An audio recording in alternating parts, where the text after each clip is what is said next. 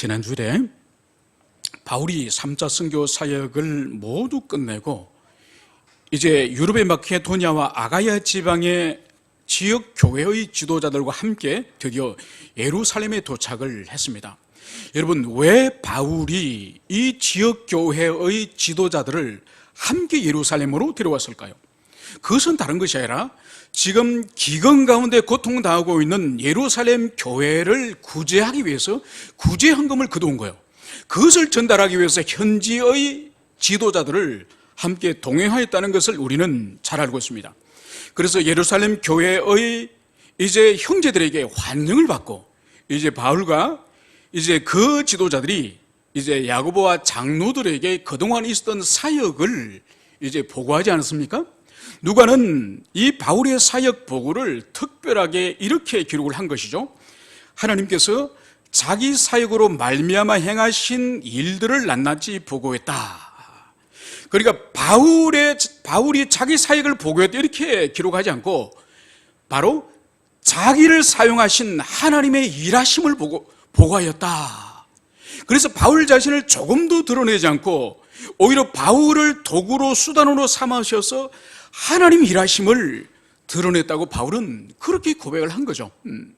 여러분, 지난 6년 동안 바울이 얼마나 많은 사역을, 얼마나 놀라운 사역을, 한 도시 전체를 뒤흔드는 성령의 역사가 일어나지 않았습니까? 그래도 조금도 자기를 드러내지 않고 하나님의 일하심, 하나님의 행하심을 보고하였다. 그렇게 말하는 것을 우리는 볼 수 있습니다. 그리고 이제 이 사역 보고에 대해서 이제 이 사도들과 이 장로들은 하나님께 영광을 돌렸다. 그래서 조금도 그들은 자기들에게 있어서는 후배에 불과하지만은 바울의 그 위대한 사역에 대해서 시샘을 하거나 시기하거나 질투하는 것이 아니라 오로지 하나님께 영광을 돌렸다고 그렇게 누가는 기록을 하고 있습니다. 그런데 이제는 장로들이 이제 이 유대 지방의 유대인들에게 이제 문제가 있음을 그것을 말하고 있습니다. 그것이 바로 뭐죠? 바로 이 유대 지방에 있는 지금 이 유대인 그리스도인들은 바울의 사역에 대해서 심대하게 오해를 하고 있다는 거죠. 그 오해의 내용이 바로 뭔가요?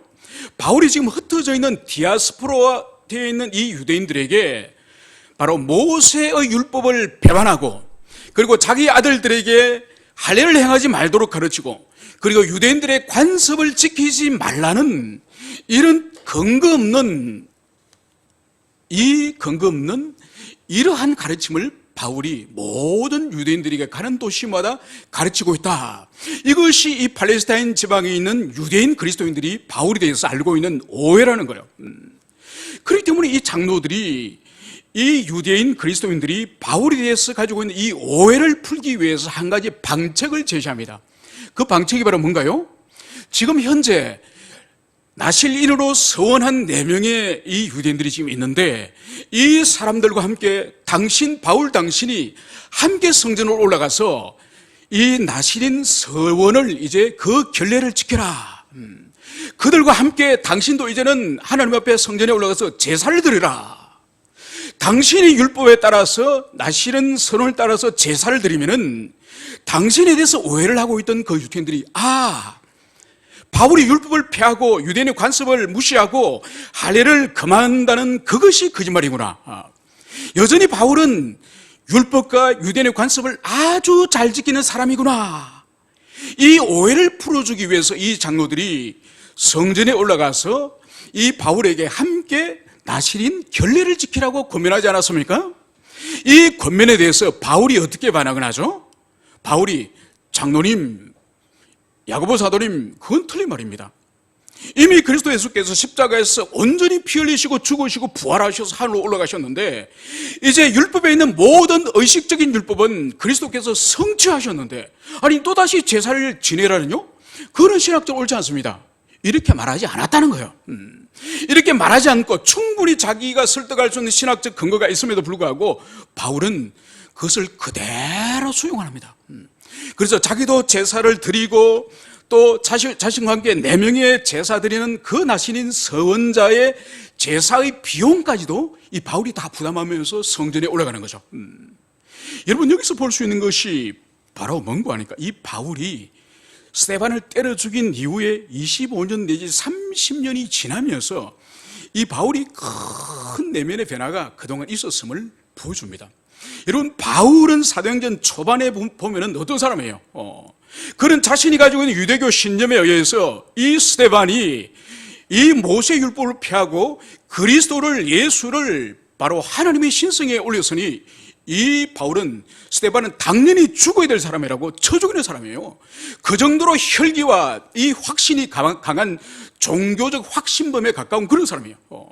그리고 그 1차 선교 사역 때 중간에 낙오하고 돌아가 버린 바나바의 조카 이 마가 요한을 2차 선교 사역 때 바나바가 데려가려고 할 때 어떻게 했습니까? 안 됩니다. 중간에 그르친 그런 인간은 받아들일 수 없습니다. 안 됩니다. 차라리 당신하고 내가 사역을 결별하면 결별하지, 그런 사람은 동력자로 삼을 수 없습니다. 그래서 이 바나바와 결별을 하더라도 이 마가 요한을 안 데려갑니다. 그 정도로 결단을 가지고 단호하게 칼과 같이 자른 사람이에요. 여러분, 그리고 이 바울이 안디옥에서 사역할 때에 베드로가 이 안디옥 교회에 오지 않았습니까? 그래서 안디옥 교회는 이방인들하고 먹고 마시면서 교제하고 있는데 어떤 사람이 예루살렘에서 유대인들이 지금 내려왔습니다, 이 말을 하니까 아이고, 유대인이 왔다고? 그러면서 이 베드로가 이방인들과 먹고 마시다가 그 자리에서 피해버리지 않습니까? 바로 그 모습을 보고 한참 새카만 후배인 이 바울이 어떻게 합니까? 당신이 그럴 수 있냐고, 그리스도 안에서 이방인과 헬라인과 유대인이 이제는 차별이 없다 그러고, 당신이 유대인들 눈을 피해가지고 밥 먹다 그래 도망가냐고, 당신은 위선자라고. 여러분, 이 원칙주의자였던 바울이 지금 자신이 제사를 드리지 않아도 되는 그 일을 기꺼운 마음으로 그것을 양보하고 자신을 포기하고 낮아지는 것을 봅니다. 여러분, 이것이 바로 뭔가요? 참다운 생명, 참다운 예수의 생명이 그 사람 속에 심겨지니 세월이 흐르면서 이제 그 사람의 신앙이 이제 과거에는 그렇게 의롭고 그렇게 정죄하고 그렇게 판단하던 이 바울의 내면과 성품이 이제는 자신이 죄인 중에 괴수입니다. 그래서 죄를 짓는 일이 아니면은, 본질적인 영생과 생명과 관련되는 일이 아니면은 이제는 한 영혼이라도 더 주님 앞에 얻을 수 있고 더 하나님을 섬기고 이웃을 섬길 수 있다고 한다면은 본질적인 것이 아니고는 다 양보할 수 있는 그런 사람으로 변화되었음을, 그것을 여기서 볼 수 있는 거예요. 여러분, 이것이 바로 참다운 생명이에요. 그래서 수십 년을 예수를 믿어도 변화되지 않고 자기 고집과 자기 의로 똘똘 뭉친 그 사람은 진짜로 거듭났다 할지라도 여전히 난쟁이 상태에 있는 그런 것임을, 오늘 이 바울의 불같은 이 성격이 20년, 30년 흐르면서 얼마나 변화됐는지 그것을 여기서 볼 수 있는 것이죠. 결국은 이 바울은 장로들의 뜻을 받아들이고, 장로들도 이 바울이 어려움을 당하지 않도록 하기 위해서 이 성전으로 올라보냈지만은, 그러나 인간의 계획대로 일들이 만사가 풀리는 것이 아니라 하나님의 뜻대로 이루어짐을, 그것을 볼 수 있습니다. 결국은 그곳에서 폭동을 당하고 그곳에서 죽기 일보 직전에 이제 로마의 천부장과 백부장들이 나타나면서 이제 바울은 생명에서 구원을 얻지만은, 죽음에서 구원을 얻지만은, 그러나 두 손에 착고로 묶이는 결박당하는 일을 당하고 마는 것이죠. 그래서 그 일은 결국은 하나님께서 가이사랴에서 예루살렘에 올라가면은 결박과 환란이 너를 기다리고 있다, 그 말씀이 드디어 여기서 이루어짐을, 그것을 우리가 볼 수 있습니다. 그래서 모든 만사는 인간이 자신이 계획하고 자신이 기도하고 자신이 시도하고 자신이 노력한 대로 되는 것이 아니라 하나님 뜻대로, 그래서 자신의 노력 또한 자신의 기도 또한 하나님의 뜻이 합치될 때 그것이 이루어지는 것이지, 결국은 주님의 뜻대로 모든 만사가 이루어짐을 우리가 지난 시간에 여기까지 우리가 살펴봤습니다. 오늘 이제 우리가 본문으로 다시 돌아오면은, 오늘 27절에 따르면은 성전에서 오늘 이 바울을 처음 발견한 사람들이 누군가니까, 지금 오순절 기간이에요. 오순절 기간이니까 전 세계에 있는 디아스포라 유대인들이 지금 예루살렘으로 다 모여들려고 있지 않습니까? 그러니까 이 성전에서 최초로 바울을 발견한 사람은 아시아에서 온 유대인이라고 성경은 말씀을 하고 있습니다. 그러니까 누가가 아시아라는 지명을 이 사도행전에서 기록하고 있을 때는 이 아시아는 곧 에베소를 말합니다. 그러니까 아시아 지역에서 가장 큰 도시가 에베소거든요. 그래서 이 에베소 출신의 유대인들이, 이 사람들이 예루살렘에 순례 지금 와서 오순절에 올라와서 성전에서 딱 바울을 발견한 거예요. 그러면서 이 사람들이 선동을 시작하지 않습니까? 이것을 볼 때에 바울이 에베소에서 많은 사역, 위대한 사역을 행하지 않습니까? 그때 이미 이 사람들은 에베소에서부터 바울을 알고 있는 사람이에요. 이미 에베소에서부터 바울에 대해서 적대감을 이미 가지고 있는 사람이에요. 그래서 에베소에서도 우리가 알다시피 언장제 드미드리오가 폭동을 일으키지 않습니까? 그죠? 그러니까 이미 에베소에서도 바울을 해코지하려고 폭동의 시도들이 여러 번 있었죠. 그때 이 유대인들도 이미 이 바울에 대해서 위해를 가하려는 목적을 가지고 있던 사람이 지금 이 예루살렘으로 올라와서 성전에서 지금 이 바울을 발견하였음을 볼 수 있습니다. 이 사람들은 오늘 바울을 붙잡기 위해서 주변에 있는 유대인들에게 어떻게 소리를 치면서 선동을 합니까? 그것은 바로 바울이 유대인들과 율법과 성전을 비방하고 있다. 이 사람이 하나님의 선민인 우리 유대인을 비방하고 하나님의 성전인 이곳을 더럽히고 비방하고 있고, 그리고 모세 율법을 비방하고 있다. 이것을 큰 소리를 치면서 지금 이 바울을 함께 붙잡기를, 함께 테러하기를, 함께 위해 가하기를 지금 여기서 선동하고 있음을, 그것을 우리가 볼 수 있는 거죠. 여러분, 30절과 31절에 보면은 이 유대인들이 바울을 붙잡아서 성전 밖으로 끌고 나가고, 그리고 끌고 나간 목적을 죽이려고 한 것이다, 이렇게 누가는 지금 기록을 하고 있습니다. 그러니까 바울을 체포하여서 성전 안이 아니라 지금 성전 안에 지금 남자들의 마당이 지금 있거든요. 이스라엘 남자들의 마당이 있습니다. 그러니까 성전 안에서는 누구도 피를 흘려서는 안 됩니다. 살생을 해서는 안 되는 거죠. 그러니까 성전 밖으로 끌고 나가는 이유는 협박하기 위해서가 아니에요. 바울을 죽여버리려고, 살인하기 위해서 지금 성전 밖에 있는 바깥들까지 지금 끌고 난 거예요. 그래서 지금 이 바울에게 향한 이 적대감, 이 살이의 이 마음은 일찍이 사도행전 7장에 가면은 복음을 전가하고 있는 스데반을 향해서 그때 사람들이 얼마나 사람들이 살이를 가지고 있습니까? 그러니까 이 스데반이 전하는 이 복음의 소리를 듣고 이 사람들이 이빨을 갈았다 그러거든요. 그러니까 얼마나 이 사람들이 마음에 적대감이 컸으면은, 여러분 이빨을 갈려고 여러분 한번 해보세요. 이빨이 뿌듯 갈립니까? 안 갈립니다. 그리고 밤에 잠을 잘 때 가끔 이빨 가는 사람도 있지 않습니까? 그죠? 여러분 그때 입에 손가락 넣으면 큰일 납니다. 잘립니다. 그리고 이빨은 아무리 여러분들이 세게 이빨끼리 윗이빨과 아랫이빨을 부딪히더라도 이빨이 안 갈려져요. 그런데 무의식 세계 가운데서 밤에 어떤 꿈을 꾸거나 무의식 세계 가운데서는 어떤 분노라든지 어떤 잠재되어 있는 어떤 이 감정이 이 윗이빨과 아랫이빨을 부딪히면서 부드득 소리가 나는 거야. 그런데 스데반의 그 설교를 듣고 그 복음 전도를 듣고 이 깨어있는 의식 가운데 있는 사람이 이빨을 갈았다고 말하는 것이 엄청난 분노, 적대감, 살이를 가지고 있다는 거예요. 그래서 결국은 스데반을 현장에서 죽여버리지 않았습니까? 그 현장에 바울 자신도 있었던 거죠. 그리고 보십시오, 그뿐만 아니라 1차 선교 사역 때 바울이 루스드라에 갔습니다. 루스드라에서 복음을 전하다가 거기에 유대인들에게 잡히지 않았습니까? 그래서 이 유대인들이 바울을 돌로 쳐 죽인 거예요. 그래서 죽었다고 생각하고 시체를 성 밖으로 던져버렸습니다. 물론 죽지는 않았죠. 주님께서 다시 살리셔서 그가 일어났죠. 그러니까 이 사람들이 가지고 있는 이 종교적인 열정이 이게 방향을 바꾸면은 자신들의 가치관과 자신의 세계관, 자신의 종교관에 맞지 않는 사람들 향해서는 이 열정이 뭐로 변하죠? 폭도의 마음으로, 분노로 변해요. 분노로. 그래서 오늘 여기서도 이 예루살렘에서도 만난 이 바울을 지금 죽여버리고 하는 거죠. 그러니까 단순히 협박하거나 다시는 복음 전하면은 그냥 놔두지 않겠다 이런 차원이 아니에요. 죽여버리려고 지금 이 사람들이 바울을 향해서 폭력을 휘두르고 있는 거죠. 바로 이때 하나님이 간섭하셔서 바로 천부장과 백부장과 로마 군대를 보내주지 않으셨습니까? 이것은 놀라운 하나님의 섭리이자 하나님의 간섭인 거죠. 왜냐하면 바울은 지금 여기서 죽을 사람이 아니에요. 왜냐하면 19장 21절에서 바울이 성령의 감동에 대해서 앞으로 자신의 장래의 사역에 대해서 어떻게 그가 고백합니까? 내가 예루살렘에 올라가서 예루살렘에 올라간 이후에 그 후에 내가 로마도 보아야 하리라. 여러분, 그것은 바울 자신의 사역 계획이 아니요, 선교 계획이 아니요. 내가 오늘은 여기서 사역하고 내년에는 저기서 사역하고 이거는 바울의 계획이 아니요.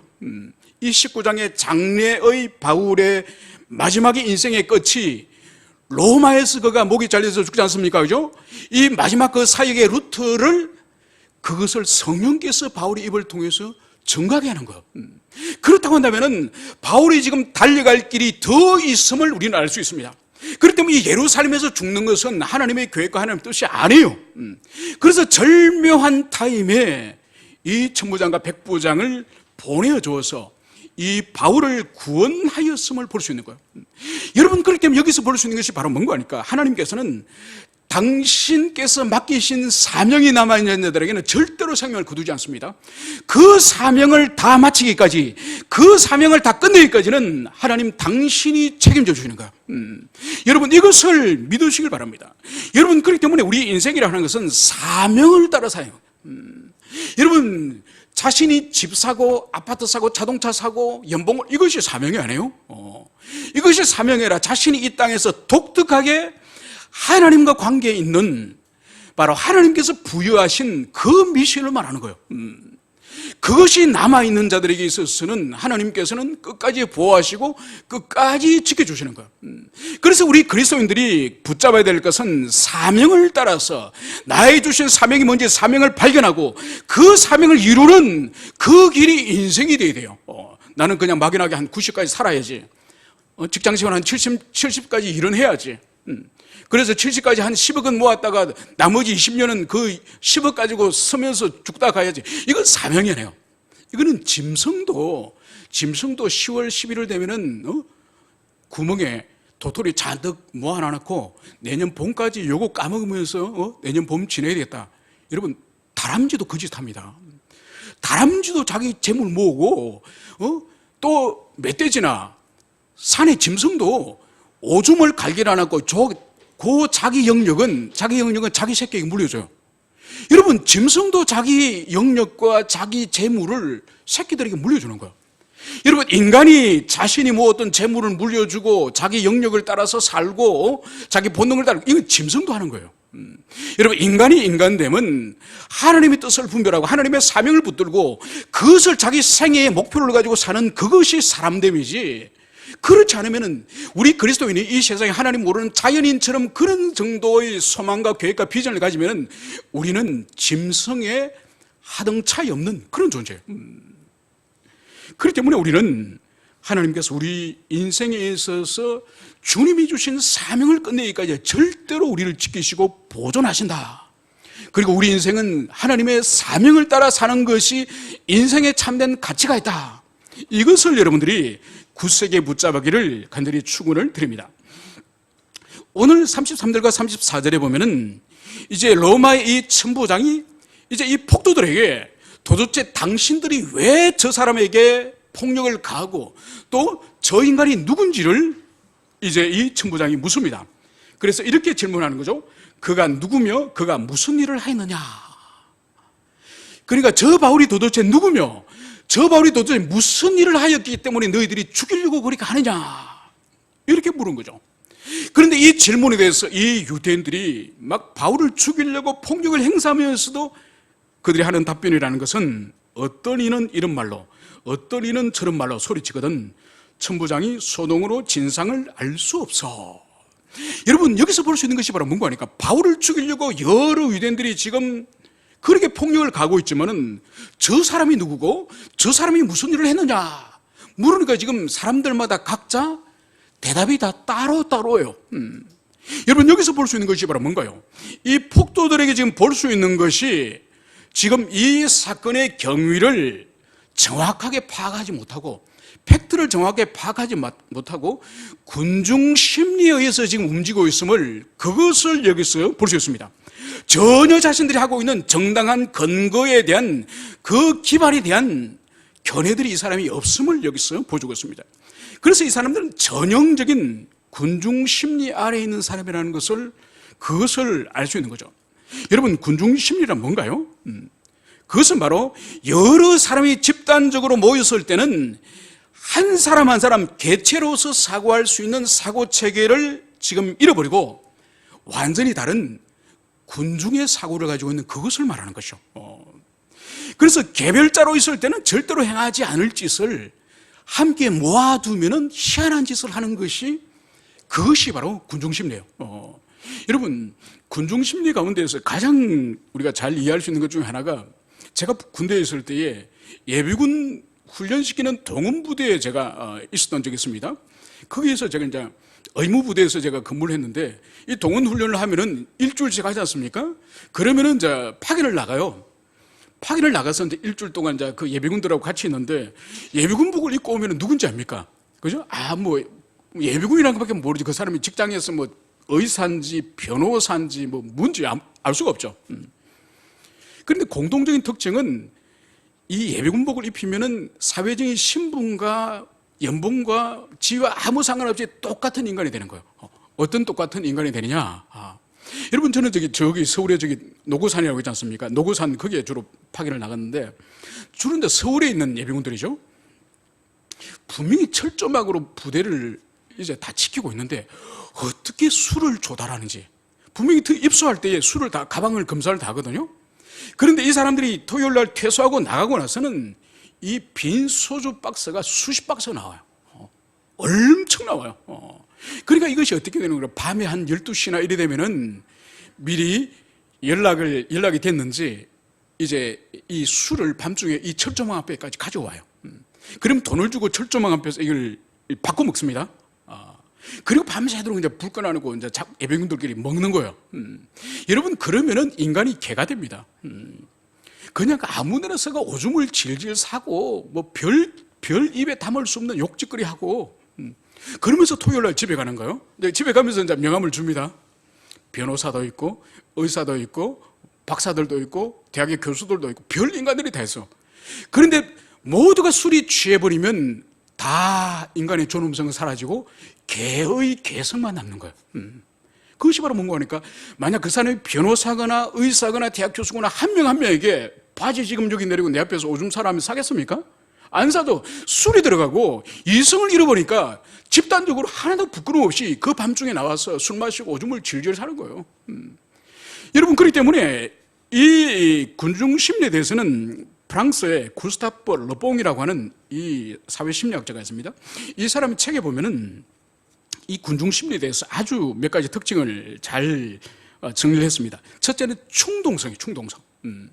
바로 뭔가 하니까 이 군중들은 충동적이라는 거, 이성적으로 추론해가지고 지금 나의 이 말과 행동이 정당한 어떤 합리적인 근거를 가지고 있느냐, 이거 전혀 안 따집니다. 그래서 분노가 일어나거나 아니면 적대감이 일어나거나 아니면 기쁜 일이 일어나거나 그러면 충동적으로 그것이 발산되는 거예요.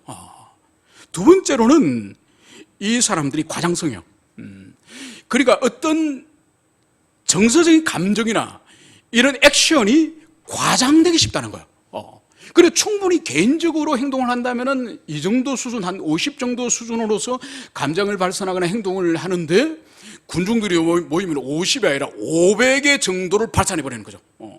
이 충동성 때문에, 이 과장성 충동성 때문에 이 군중들이 폭동으로 발전하기 쉬운 거죠. 그리고 마지막 한 가지를 더 들라고 한다면 편협성. 이 편협성이 뭐냐? 이 군중들은 어떤 어떤 가치관이나 어떤 확신에 사로잡히면 그 외에 다른 의견들을 수용하지 않는 거예요. 아주 편협한 이 가치에 함몰되기 때문에 아주 배타적이고 폭력적이기가 쉽다는 거죠. 여러분, 그래서 그 르봉의 이 책을 나중에 잘 이용한 사람이 무솔로니와 히틀러예요. 그래서 대중을 어떻게 선동해서 자기 편으로 만들어서 그들에게 눈멀게 하고 그들을 어떻게 하면은 자신의 그 일에 사용이 될지 이 르봉의 책을 아주 잘 그 사람들이 이용한 거죠. 지금 여기 있는 이 사람 또한 이 천부장이 도대체 너희들이 지금 죽이려고 하는 그 사람이 누구냐? 그 사람이 무슨 일을 하느냐? 이렇게 질문했는데도 폭동에 참여한 사람들이 다 말들이 제각기 다르다는 거예요. 그러니까 이 사람들은 아시아에서 온, 에베소에서 온 이 유대인들의 선동에 의해서 그냥 지금 적대감을 가지고 이 바울을 분노와 강기에서 지배받고 있는 전형적인 군중들의 모습을 여기서 보여주는 거죠. 오늘 34절에 따르면은 이 혼란 가운데서 이 사건의 진상의 파악이 어려워지자 이제 천부장은 이제 부하들에게 명합니다. 이 바울을, 이 사람을 데리고 우리 군대의 주둔지로 데려가라. 이제 영내로 데려가라. 이 명령을 오늘 여기서 하는 것을 볼 수 있습니다. 그래서 이 바울을 이제 끌고 이제 로마의 이 수비대로 오늘 데려가라는 것을 볼 수 있죠. 그런데 여기서 볼 수 있는 것이 바로 뭔가 하니까 이 군인들이 바울을 끌고 가니까 이 바울 뒤로 계속적으로 유대인들이 지금 따라오는 거예요. 따라오면서 이 바울을 이제 해코지하려고 그런 모습을 여기서 보고 오늘 35절에서는 그의 몸이 군사들에게 들려서 들어갔다, 이 말씀을 하고 있는 거예요. 그러니까 청계 앞에서 이 따라오는 유대인들이 바울을 해코지하려고 하니까 이 여러 군사들이 이 바울의 몸을 든 채로 지금 영내로 지금 데리고 들어감을, 그것을 여기서 볼 수 있습니다. 그러면서 이 사람들이 뒤따라올 때에 백성의 무리가 그를 없이 하고자 외치며 따라갑니다. 누가는 지금 그를 없이 하자. 여러분, 이 번역은 정확한 번역은 사실 아닙니다. 그러니까 이 번역은, 우리 한글 번역은 저 바울을 없이 하자, 이런 번역은 우리 뉘앙스는 뭔가 하니까 우리가 저 바울을 로마 군대 손에 잡혀가지 않고 우리 손으로 죽여버리자, 없애버리자, 이런 의미로 우리가 해석이 되지 않습니까? 그런 뜻이 아니에요.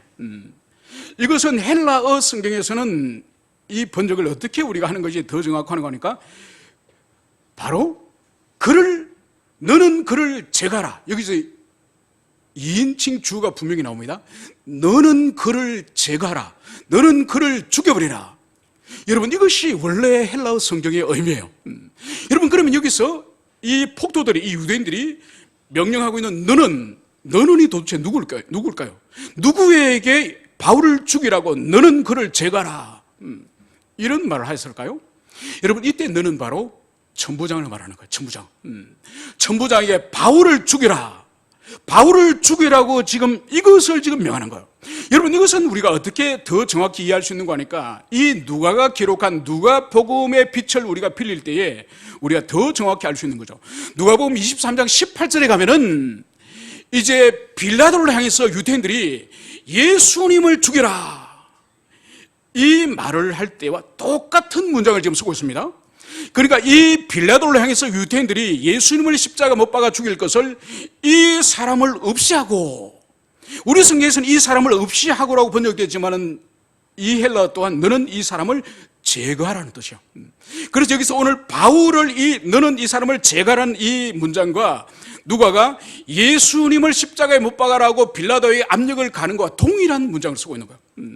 그렇다고 한다면은 오늘 여기 써 있는 이 유대인들이 지금 천부장을 향해서 빌라도가 예수님을 십자가에 못 박아 죽였던 것처럼 너도 이 바울을 죽여라, 그것을 오늘 여기서 압박을 가하고 있는 것을, 그것을 볼 수 있습니다. 여러분, 그러면 왜 누가가 예수님에게 이 유대인들이 빌라도 손을 통해서 죽이라고 압력을 가했던 것처럼 바울이 왜 동일한 압박을 지금 받고 있음을 누가가 왜 기록을 했을까요? 그것은 바로 우리 예수님께서 유태인의 압력에 의해서 이제 빌라도에게 죽음을 선포됐던 것처럼 이 바울 또한 주님의 제자로서 이제 동일하게 유대인들의 압력에 의해서 천부장에게 이 바울을 죽이라고 하는 이 압력을 동일하게 받았다는 것을, 그것을 여기서 말하는 거예요. 그래서 예수님이 당하셨던 십자가와 그의 고난의 길을 이 바울도 따라가는 제자임을, 그것을 여기서 보여주는 거예요. 여러분, 여기서 보여주는 것이 바로 뭔가 하니까 주님의 참된 제자는 주님 당신이 말하지 않으셨습니까? 당신 스스로 누가복음에서도 동일하게 누가 주님의 제자냐? 바로 자기 십자가를 지고 나를 따르는 자. 그래서 그 십자가를 지지 않는 자는 내 제자로 합당하지 않다, 이 말까지 주님 하지 않으셨습니까? 여러분, 그렇기 때문에 예수님께서 자신의 제자됨의 특징, 제자됨의 본질적인 삶의 특징이 바로 뭔가 하니까 십자가짐이에요. 십자가를 지고 주님의 뒤를 따르는 것이 주님의 제자되고 하나님의 자녀 된다는 것이요. 여러분, 이것은 우리에게 있어서 오늘날 얼마나 낯선 것인지 모릅니다. 오늘날 우리에게 있어서는 하나님의 자녀됨, 하나님의 은총 받음의 특징이 바로 뭐죠? 복을 많이 받는 거라고 생각해요. 하는 일이 잘 되고 형통하고 자식이 잘 되고 자기 사업이 잘 되고 이 땅에서 형통하는 복 받는 것이 하나님의 자녀의 특징이라는 것을 우리는 이 시대에 얼마나 보편적으로 우리가 퍼져 있는지 모릅니다. 여러분, 오늘 한국 교회의 추락과 타락과 이 변질의 본질이 바로 뭔가 하니까 이 복을 잘못 해석하는 거예요. 복은 바로 예수님이 가신 그 길을 함께 따라가는 제자됨이 최고의 복이에요. 그것이 아니라 여전히 구약의 신명기적인 복을 아직도 기독교의 복인 것을 다 붙들고 있는 그것은 참다운 복이 아니에요.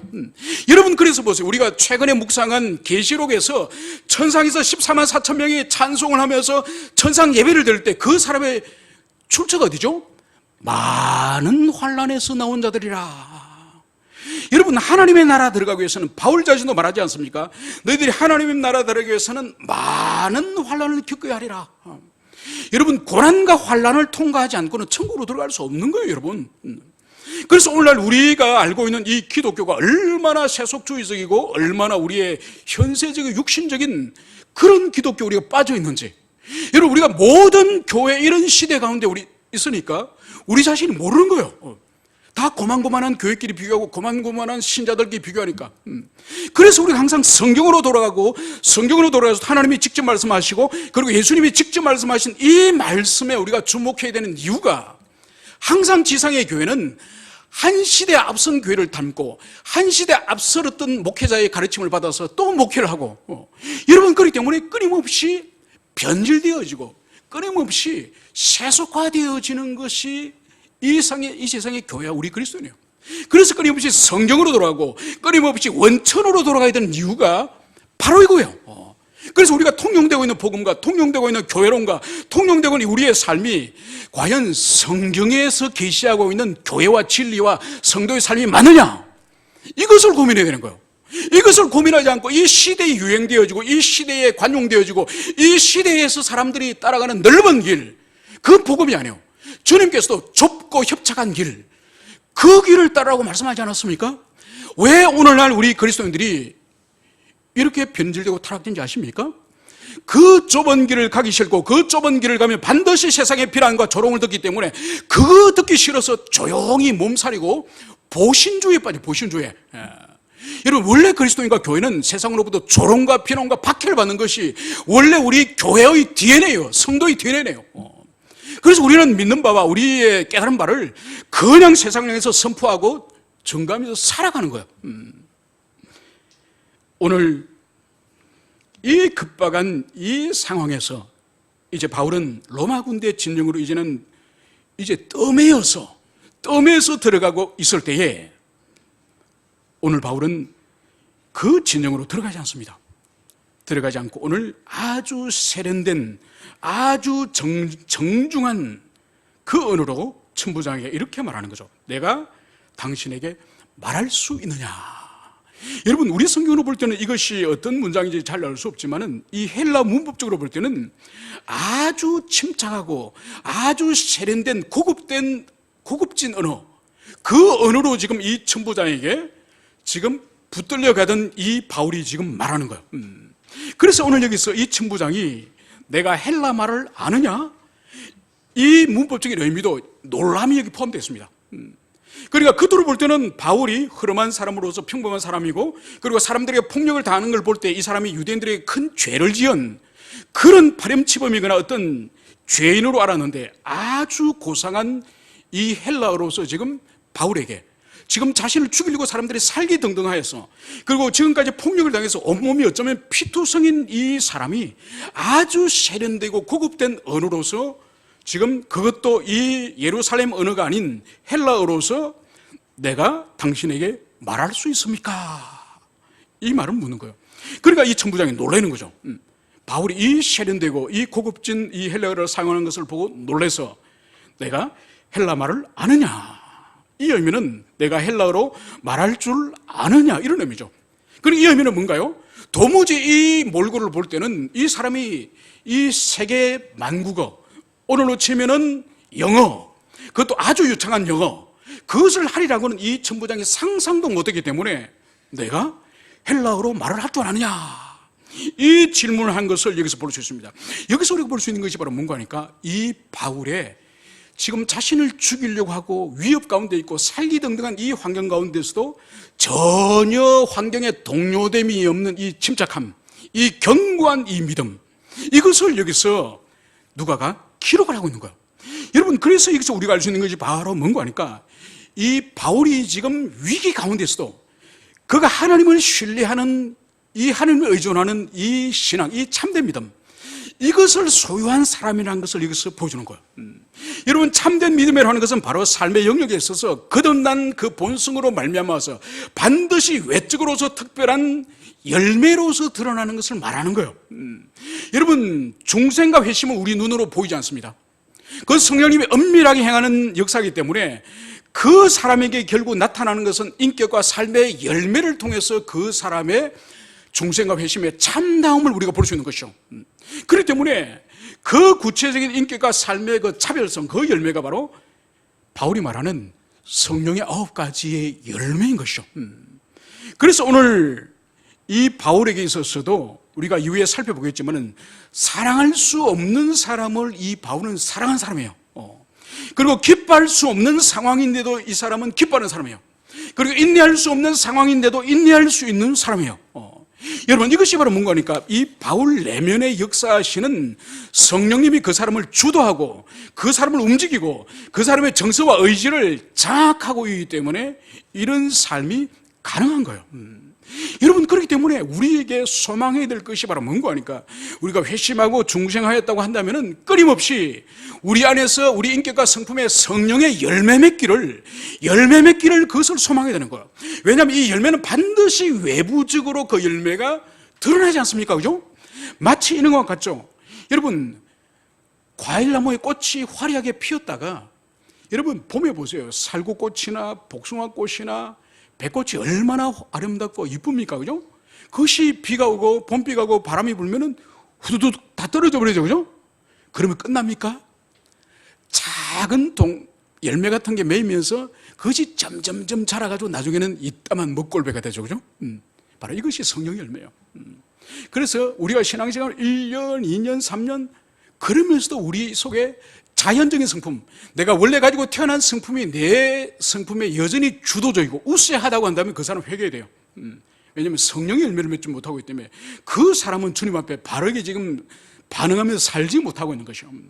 그리고 거듭난 성품이 전혀 없다고 한다면 그 사람은 주님 앞에 진지하게 자기의 회심과 중생을 의심하면서 복음을 처음부터 다시 듣고 다시 처음부터 거듭남을 주님 앞에 간구해야 되는 거예요. 여러분, 그렇기 때문에 이 개혁교회 안에서 중생과 회심과 함께 성화를 균형 있게 가르치지 않으면은, 이 성화를 균형 있게 가르치지 않으면 여기에서 모든 한 개인의 영혼의 망함과 한 가정과 한 시대의 교회의 실패가 여기서 나오는 거예요. 여러분, 성경 분명히 우리가 믿는 즉시 구원을 얻는 즉각적인 구원과 함께 그리고 너의 구원을 이루어라, 긴 인생 동안에 점진적으로 구원을 이루어가는 성화의 구원을 성경은 함께 그것을 말씀하세요. 그렇기 때문에 이 두 가지를 함께 조화롭게 우리가 신앙생활에서 살지 않으면 반드시 그 사람의 개인의 신앙뿐만 아니라 한 시대의 교회론 또한 무너지고 한 시대의 그리스도인 또한 세상으로부터 아무런 선교적인 존재가 되지 못하는 그것을 우리가 기억을 해야 될 것입니다. 이제 오늘 이 바울을 향해서 오늘 천부장은 이렇게 질문하는 거죠. 그러면 내가 이전에 소요를 일으켜 자객 4,000명을 거느리고 광야에 가던 애굽인이 아니냐. 여러분, 뜬금없이 지금 바울이 유대인들에게 모세의 율법을 범하고 그리고 할례를 행하지 말고 유대인의 관습을 지키지 말라는 그런 의미로 지금 유대인들에게 잡혀서 지금 고난을 당하고 있는데, 이 천부장은 과거에 내가 폭동을 일으키고 그리고 자객 4,000명을 데리고 광야로 도망간 그 인간이 아니냐, 이 질문을 하는 거죠. 여기는 우리가 이해가 필요합니다. 이것은 역사적으로 AD 한 54년경, 그러니까 지금 이 일이 지금 바울이 붙잡히는 이 일 전에 한 10년 전의 일이죠. 지금 이것은 AD 한 54년, 55년, 56년경에 있었던 일이니까 한 10년 전에 한 이집트인이 한 3만 명의 군대를 이끌고 예루살렘으로 들어옵니다. 그래서 이 사람은 자기가 메시아라고 주장하면서 자기가 명령하면은 예루살렘 성벽이 무너지고 그리고 이 로마로부터 압제를 당하고 있는 이 유태인들을 자신이 구원할 그리스도라고 이 사람이 주장합니다. 그렇게 주장하다가 로마의 군대에서 이제 폭동이 진압이 되는 거예요. 그러면서 이 4,000명의 자객들을 이끌고 광야로 도망을 가는 사람이 있었습니다. 10년 전에. 그래서 이 천부장이 지금 폭도들에게 폭력을 당하고 있는 이 바울을 향해서 10년 전에 예루살렘에 와서 유태인들에게 너희들을 해방시켜 주겠다고 해서 가슴에 바람을 실컷 집어넣고 그리고 자기 혼자 도망을 쳐버린 그 이집트인을 다시 잡아서 지금 폭력을 가하고 있다고 생각하는 거예요. 그래서 이 바울을 향해서 너가 10년 전에 도망간 그 자객을 이끌고 광야로 도망간 그 사람이냐, 이것을 묻고 있는 거죠. 그러니까 한참 지금 착각을 하고 있음을 그것을 여기서 볼 수 있습니다. 그래서 바울은 이 천부장이가 자기에 대한 분명한 자기 소개를 여기서 하고 있습니다. 오늘 39절에서 나는 유태인이라 소비 아닌 길리기아 타소시의 시민이니, 그러니까 자기가 애굽인이 아니라, 그 폭동을 10년 전에 일으켰던 애굽인이 아니라 자신은 유대인이고 그리고 작은 시골 출신이 아니라 바로 길리기아 타소의 사람이다. 이것을 오늘 여기서 바울이 밝힘을 여기서 볼 수 있습니다. 여러분, 여기서 소업이 아니다. 이 소업이라고 우리 성경은 번역하고 있는데 이 헬라어로 이 소업이란 이 뜻이 바로 뭔가 하니까 보잘것없는 도시라는 뜻이에요. 아주 하찮고 보잘것없는 도시가 아니라 나는 로마 제국에서 크고 부유하고 그리고 대학을 비롯하여서 많은 교육기관이 있는 로마 제국의 유명한 도시 가운데 한 도시인 길리기아 타소 출신, 그것도 나는 그 도시의 시민이다. 이것을 여기서 말하는 거. 아직은 지금 이 바울이 나는 로마 시민이다, 이런 로마 시민권은 지금 아직 밝히지 않습니다. 타소의 시민이라는까지 여기서 밝히는 거예요. 여러분, 우리가 생각할 때 이게 무슨 의미가 있을까 생각을 하지 않습니까? 그렇지 않습니다. 그래, 2000년 전에는 자신이 어느 도시 출신이, 어느 성읍 출신이라는 것은 그것은 곧바로 그 사람의 신분과 출신을 그대로 보여주는 거죠.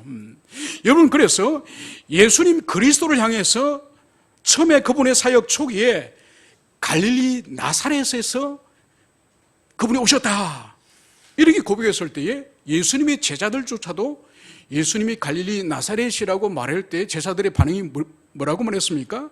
에이, 나사렛에서 어떤 선한 것이 나올 수 있느냐. 여러분, 여기서 선한 것이라고 말하는 것은 메시아 그리스도를 말하는 거예요. 그러니까 갈릴리 나사렛은 이 이스라엘 백성들이 살아가는 가장 북쪽이지 않습니까? 그 바로 위에는 시돈이라든지 두로라는 이방 도시와 바로 접경 지역이에요. 그래서 이 갈릴리 나사렛은 오래전부터 예루살렘에 비해서는 변방 시골이기 때문에 부정한 도시로 생각을 했던 거예요. 이방인들이 실제로 갈릴리와 나사렛에 많이 함께 섞여 살았기 때문에 그 도시에서는 절대로 그리스도께서 태어날 수 없다, 이것이 그 시대 사람들의 고정관념이었어요. 그 정도로 그 시대의 출신이 어디라는 것은 그 사람의 사회적인 신분을 그대로 보여주는 거죠. 그래서 바울이 자신이 소업 출신이 아니라, 보잘것없는 그 도시 출신이 아니라 바로 로마 제국 안에서도 유명한 길리기아 타소 출신이다, 그리고 나는 그 출신일 뿐만 아니라 그 도시의 시민이다, 이것을 오늘 천부장에게 분명히 말하는 거죠. 여러분, 이것은 오늘날도 마찬가지지 않습니까? 여러분, 최근 몇 년 전에 우리 서울 안에서도 동 이름을 바꾼 도시들이 있지 않습니까? 어떤 동들이 바꿨죠? 여러분들이 아는 동이 있습니까? 신림동, 그죠? 또 어디 있습니까? 봉천동. 여러분, 그 왜 바꾸신지 아시죠? 그죠? 그러니까 이성 교제하다가 형제님 집이 어디예요? 신림동인데요. 자매님 집이 어디예요? 봉천동인데요. 그렇게 깨지는 거예요. 더 이상 보질 않는 거예요. 왜냐하면 고정관념. 신림동과 봉천동이 가지고 있는 그 산동네. 여러분, 오늘날도 2000년이 지난 오늘날도 어느 지역에 산다, 어느 동에 산다는 그것 때문에 낙인을 가지고 사람에 대해서 편견을 가지고 행했다고 한다면 2000년 전에 갈릴리 나사렛에 산다, 길리기아 타소에 산다, 아니면 로마에 산다, 이것 자체가 그 사람의 모든 사회적인 신분과 그 사람의 존재의 가치를 결정하는 그런 시대였기 때문에 오늘 이 바울은 분명하게 이 천부장이가 자신의 신분을 말하는 거죠. 그러면서 오늘 바울은 천부장이 이렇게 말합니다. 청컨대 백성에게 말하기를 허락하라.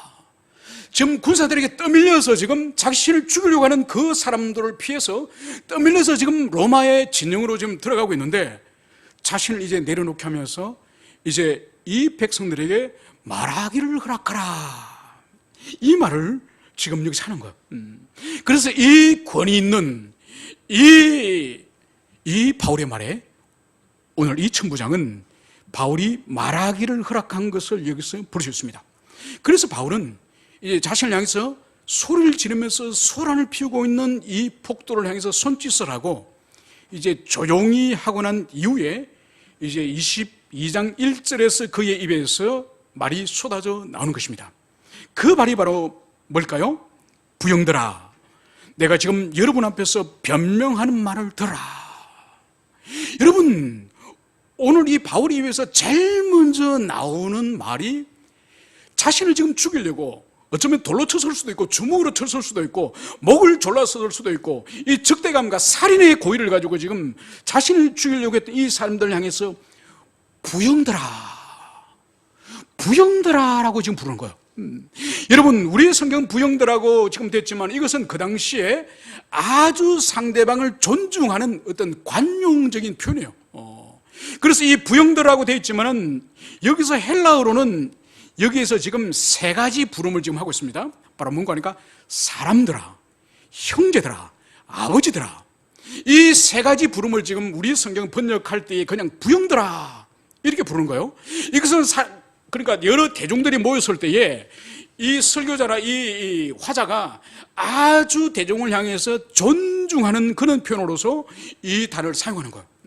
지금 방금 자기 자신을 죽이려고 방금 그 자리에서 지금 바울을 쳐 죽여보려고 했던 이 폭도를 향해서 오늘 이 바울은 아주 존중하는 표현으로 부형들아, 이것을 말하는 것을 볼 수 있습니다. 여러분, 이것은 절대로 바울 자신이 지금 인간의 어떠한 생각으로 인간의 어떤 정서에 의해서 지금 이것을 부름이 아니라 성령이 충만한가 성령의 감동에 의해서 지금 이 호칭을 부르고 있음을 그것을 여기서 볼 수 있습니다.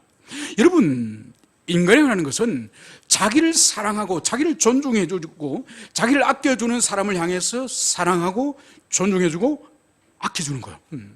여러분, 이거는 신자도 마찬가지예요.